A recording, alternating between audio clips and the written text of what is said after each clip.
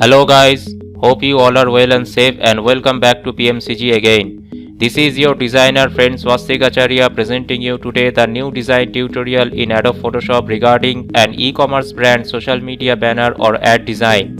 I am designing it as per the Instagram ad dimension, which is 1080 by 1080 pixels in size with RGB color mode, and I am going to highlight some headphone product through this design.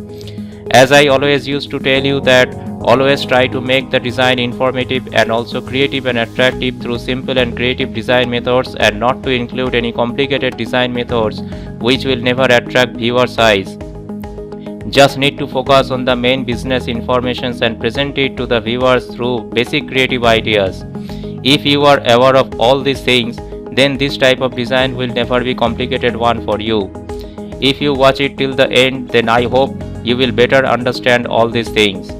If you are a beginner or an intermediate designer, and if you have the basic creative skills of Photoshop, then I hope this design tutorial will be very useful for you guys. So please watch it till the end and let me know in the comment box about your opinions. If you really find this design useful, then just hit the like thumb and share with others.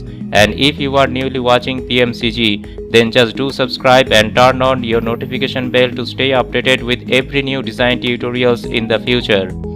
So guys, always stay safe and take care. Keep learning, keep designing. Stay tuned with PMCG. Thank you very much.